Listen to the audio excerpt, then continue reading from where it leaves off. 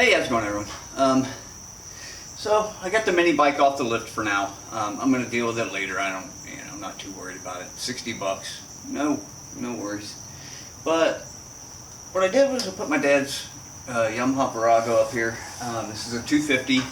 It's a 2000 Yamaha Virago 250, and this bike, they had a motorhome and drove all around the country in the motorhome, and he always had this on the back.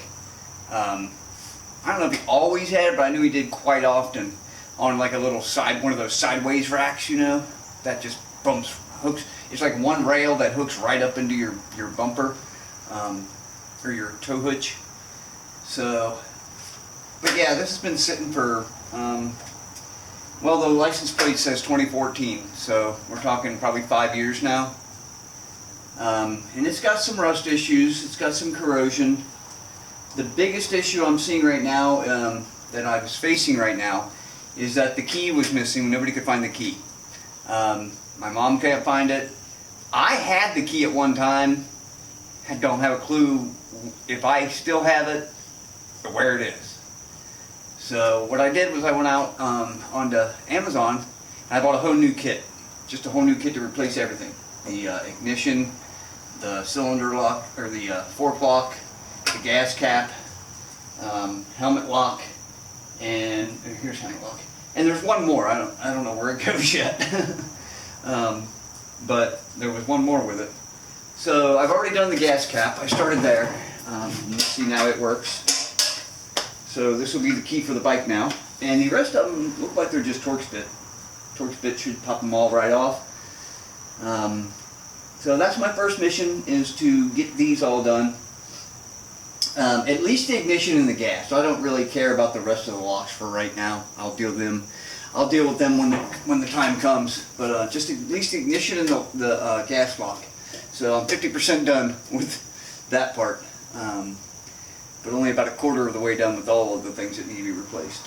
So yeah, that's it. And I'm gonna have to look and see what kind of battery it takes. Probably still has one in it. I doubt it's good.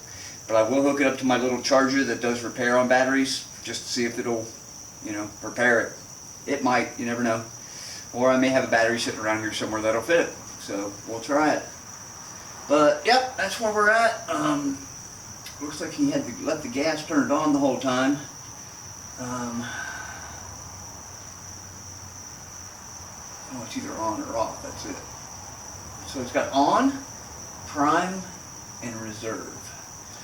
So prime, I'm guessing prime, PRI. I don't know what that's for. Got on and reserve. So, well, I don't know. It's got gas in it too, so I'm going to go ahead and just drain that. I'm going to drain the gas, but first I'm going to start getting these keys replaced, at least the ignition key. So let me do that, and I'll get back with you in a minute. Okay, I'm about to replace this ignition because, again, we lost the key. So I'm going to put new ignition on it. And this is the one that I got off of Amazon. And you can see it already has the connector and everything on it. It looks like it's just a simple, plug and play. So we'll find out. But I wanted to show you what it also came with. It came with the gas cap, which I showed you in the last video. But here's the helmet lock, and then it came with the fork lock, and there's a little bracket down here that goes with it, I guess. I think that's what that's for. Yeah. Yep. So that's that. And then there's this one, which I have no clue what it goes to. I don't know. I'm gonna have to look around on the bike and find out what else gets locked up. Maybe the seat? Does the seat get locked? I don't know. But yeah, that's where we're at. So I'll get back with you in a minute. Alright, well, I just looked all around the bike and I don't see a single place where this goes. So maybe it's optional, maybe I don't know, maybe there was some other piece. When I get back in the house, I'll look at the listing and see what it's, what all it lists as coming with it. And maybe that'll tell me what this is for, but I just looked everywhere on the bike and I can't find it anywhere. So, yeah, I don't know. Alright, anyway, back to changing out this ignition. And I'm going to try to, I wish I had a better tripod. I need to get me a better tripod. So, alright, let's get to work on this. Say 30. Kind of looks like a 30 to me. And guess what, folks? It's a 30. So, there we go. Why am I down here? I'm going to lift you up real quick. I don't know why I'm working down here. The whole purpose of this lift is so I don't have to be down there. Okay, I got the lift raised up. So, you know, it's new to me. I'm not used to it. I'm not used to having luxury items in my garage. I'm used to just crawling around on the floor. So, alright, let's go ahead and get this going. Yep, that's 30. The T30 first bit. Easy enough. Bottom one. That looks like it might get in the way. But we'll leave it for now. It's plastic. It don't need painted anyway. It's got a bunch of scruffs on it there from the keys.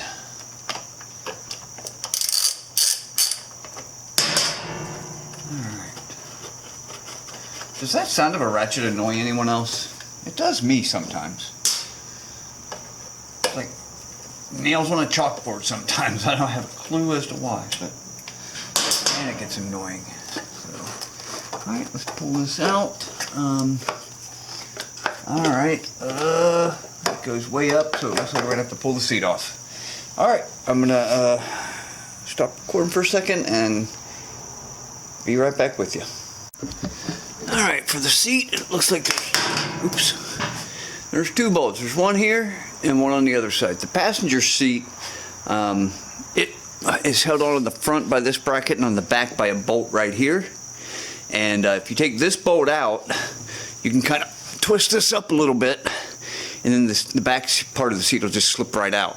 So you don't have to take it out, but I'm going to be a solo rider on this bike. It's only a 250, so all of this is going away. So I'm just went ahead and took it off now to be done with it. So yeah, so now I'm going to remove the seat, and then we'll have to look and find out where the ignition is plugged into. So I'll come back to you in a minute. Okay, we got the seat off. Once you remove those two bolts, there's one here and one on the other side, 10 millimeter. Once you pull that off, this is what it looks like. And there's the battery. And the ignition wires are this one here, which go right up into here. So, does that look similar to that? Somewhat, but not quite, does it? So, I don't know. No, the thing's on the wrong side.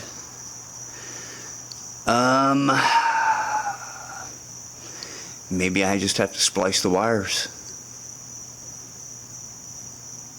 Yeah, I guess that's what I'm gonna have to do. Because that's got 4, and this one only has 3. Why does this one have 4?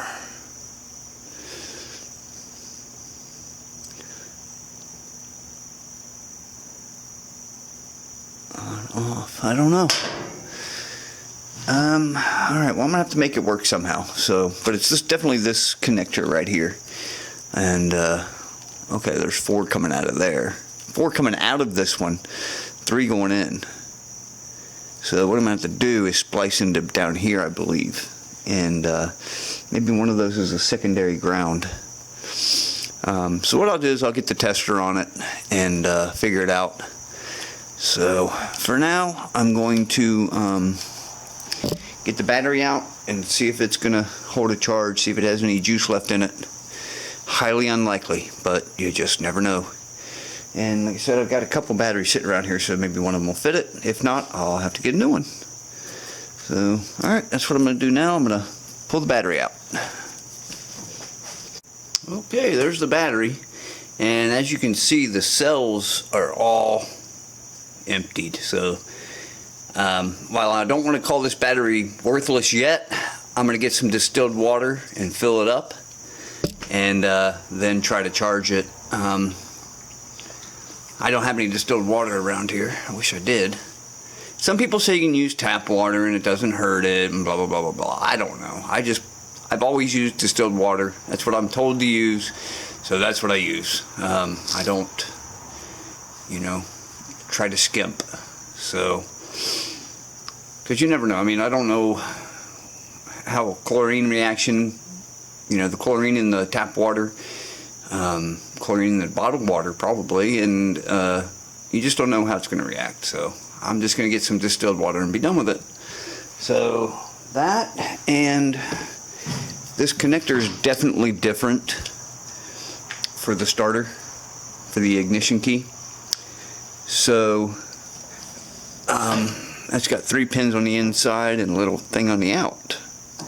So I'm going to have to take that apart, probably clip the wires here. I'll probably run this tape back some. And clip the wires back a little bit closer up here. That way if I ever want to splice them back together for this connector, I can. But for now I'm just going to go ahead and do that. I'm going to splice them and just use that ignition. That way I'm done with it and I don't have to mess with it again. Helmet lock, I'm going to have to cut this off because the screw for it is under there. It's just one screw holding it on. So I think I'm going to do that real quick. Just grab my grinder and grind that off. If you want, I can let you see it, but it's going to be loud. If this gets too bad, if the noise is too bad, I don't know how to edit video or audio yet, so I might have to play. This might be the perfect time for me to start playing with that, but this should be quick and easy. So watch this.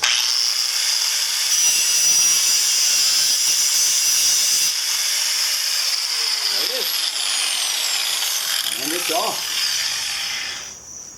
So grab my Torx bit again.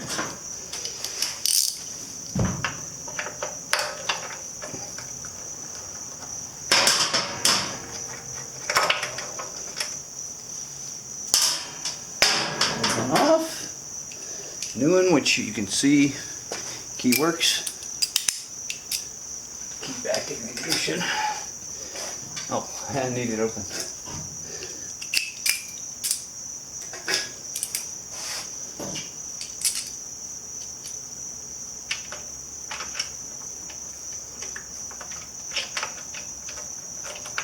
Yeah, everything else worked out perfect so far. Except for the ignition itself is a little different. I don't know why. Maybe it's because it fits multiple models and they wired it for some other year of this make and model, I guess. I don't know. All I know is it doesn't fit my bike. At least the connector that they provided didn't, you know. The ignition itself should. Yep, there we go. Helmet lock's on. I'm probably not going to do the front fork one for right now. I'm going to just save it for later. And while I'm in there, I'm going to go in the house right now and make sure I bought the right stuff. And try to see if I can figure out what this one was for. So I will put you on pause and get back to you in a minute.